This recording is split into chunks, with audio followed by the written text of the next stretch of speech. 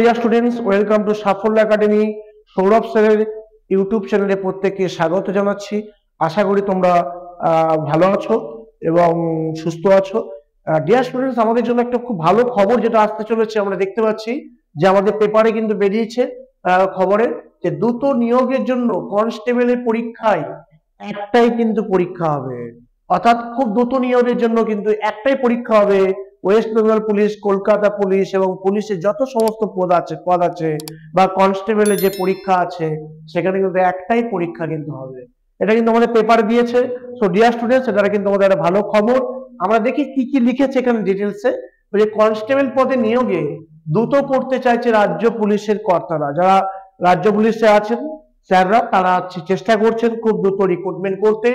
এর জন্য প্রাথমিক এবং মূল লিখিত পরীক্ষার বদলে একটি লিখিত পরীক্ষা গত মাসে করতে নবান্নতে প্রস্তাব পাঠানো হয়েছে। অর্থাৎ আমরা জানি ডিয়ার স্টুডেন্টস, বর্তমানে আমাদের যে পুলিশের রিক্রুটমেন্ট পদ্ধতি আছে, আমরা জানি প্রথমে প্রিলিমস পরীক্ষা হয়, তারপর আমাদের পিইটি ফিজিক্যাল এফিসিয়েন্সি টেস্ট বা পিএমটি ফিজিক্যাল মেজারমেন্ট টেস্ট, তারপরে মেন্স পরীক্ষার সফল ইন্টারভিউ এবং লাস্টে কিন্তু ডিআইবি এবং ডকুমেন্ট ভেরিফিকেশন বা মেডিকেল চেক আপ হয়। এই যে পদ্ধতিগুলো আছে, এতগুলো প্রসেসের মাধ্যমে যখন এই রিক্রুটমেন্টটা সম্পন্ন হচ্ছে, তখনই তার টাইম কিন্তু অনেকটা চলে যাচ্ছে। তাই স্যাররা কিন্তু ডিসিশন নিচ্ছেন, যারা ওয়েস্ট বেঙ্গল পুলিশ রিক্রুটমেন্ট বোর্ডে আছেন, তারা নবান্নে এই প্রস্তাবও পাঠিয়েছেন যে পরীক্ষা আর এখন থেকে প্রাথমিক মূল পরীক্ষার বদলে একটা মাত্রই পরীক্ষা হবে, যেটা আমাদের কাছে একটা খুব ভালো খবর। এছাড়া কি বলছে, কনস্টেবল পদে 12,000 নিয়োগ করা হবে, যার ছাড়পত্র অলরেডি কিন্তু মন্ত্রিসভায় মিলেছে এবং তা দ্রুত শেষ করতে দুটোর বদলে একটা পরীক্ষা নিতে চাইছে পুলিশের কর্তারা। সো ডিয়ার স্টুডেন্টস, প্রত্যেকে তৈরি হও, সামনে কিন্তু আসছে 12,000 ভ্যাকেন্সি। আমাদেরও ক্লাস শুরু হয়ে গেছে সাফল্য একাডেমি বারাসাতে এবং বেস্ট ক্লাসটা কিন্তু ওয়েস্ট বেঙ্গলে চলছে আমাদের বারাসাতে সাফল্য একাডেমিতে সৌরভ স্যারের সঙ্গে। দেখে নিন পরবর্তী কি বলেছে।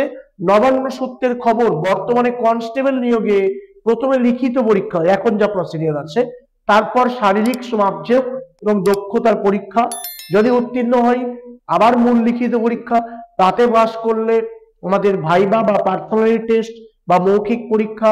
এবং এক সরকারি কর্তা জানাচ্ছেন পুরো প্রক্রিয়া বা প্রশিক্ষণ পর্ব শেষ করতে 6 মাসের বেশি কিন্তু সময় লেগে যাচ্ছে।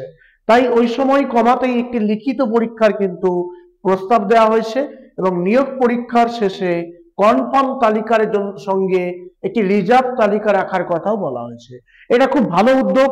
এটা আমরা আগের বারে যে আন্দোলন ছিল সেখানে আমরা তুলে ধরার চেষ্টা করেছিলাম, যার পিআরবি সেটা হয়তো বুঝেছে এবং তারা আমাদের সমস্যাটার কথা বুঝতে পেরেছে।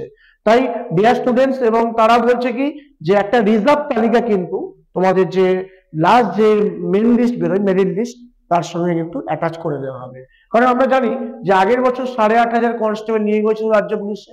সব প্রক্রিয়া শেষ করে দেখা যাচ্ছে প্রশিক্ষণের সময় দেখা গেছে উত্তীর্ণ তালিকাদের থেকেই বেশ কয়েকজন কিন্তু যোগদান করেনি বা জয়েন করেনি, ফলে ওই আসন কিন্তু ফাঁকাই রয়ে যাচ্ছে। এবং আমরা জানি একটা রিক্রুটমেন্ট করতে কিন্তু কয়েক লক্ষ লক্ষ টাকা খরচা হয় সরকারের, সেক্ষেত্রে এবং অনেকগুলো প্রসেসের মাধ্যমে এটা হয়। তাই রিক্রুটমেন্টের পরে যদি কোনো জায়গা ফাঁকা থাকে, অবশ্যই সেই পজিশনে যদি আরেকজন যোগ্য প্রার্থী সুযোগ পায়, এটা অবশ্যই একটা ভালো পদক্ষেপ বলে আমরা মনে করি। এবারে কি বলছে, পুলিশের একাংশের দাবি তা এড়াতেই রিজার্ভ তালিকা তৈরি করা হবে, যাতে প্রশিক্ষণের সময় উত্তীর্ণ তালিকা থেকে কেউ যদি যোগদান না করে, তখন রিজার্ভ তালিকা থেকে সেই শূন্যস্থান পূরণ করা হবে। তবে ওই তালিকা কিন্তু কোনোভাবেই ওয়েটিং লিস্ট যে আমাদের আছে তার সমান কিন্তু নয়।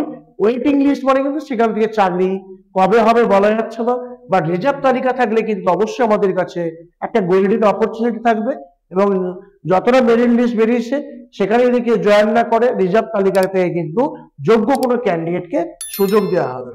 এবারে কি বলছে, এবং রিজার্ভ তালিকায় কোনো অস্তিত্ব থাকবে না বলেও নবান্নে পাঠানো প্রস্তাবে বলা হয়েছে।